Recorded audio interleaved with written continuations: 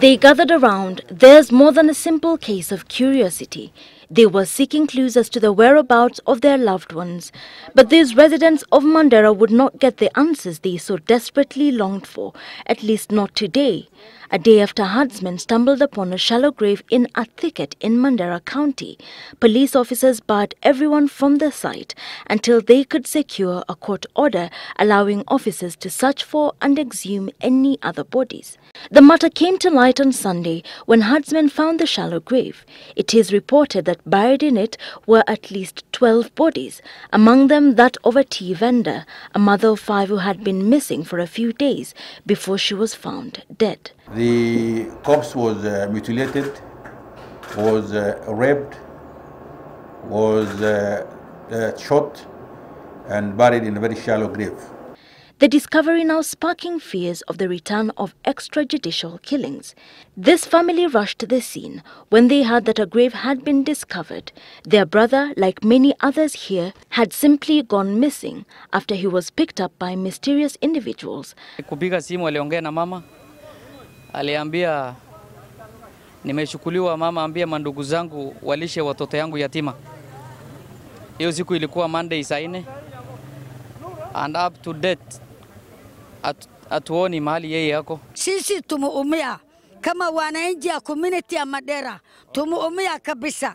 Kabisa. At least 70 other people have been reported missing in recent months in Mandera, according to the local leaders.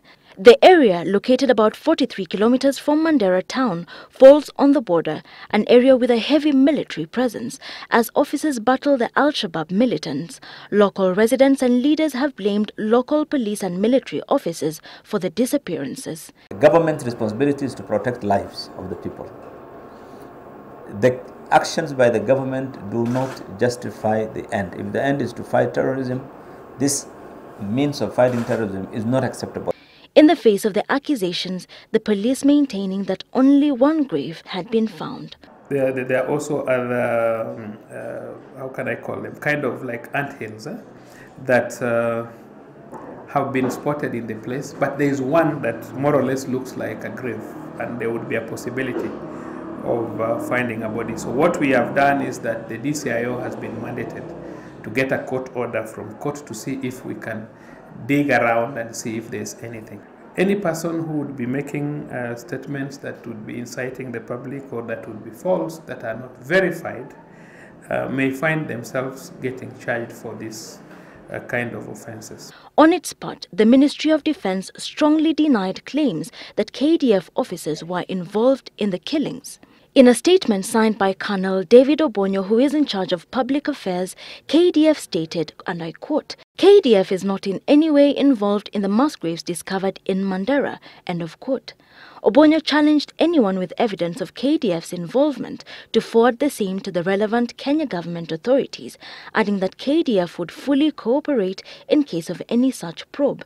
But by late evening, police officers were reported to have found more graves. We managed to see possible 2 other graves, 2 other shallow graves, but we will need to get a court order so that tomorrow they are excavated. If we are able to find any bodies buried in those graves, then we will take appropriate action. The area under heavy guard, forcing residents to leave the site to await the break of dawn, which they hoped would bring the court order, a government pathologist, and hopefully answers. Wilkes and Monday Special.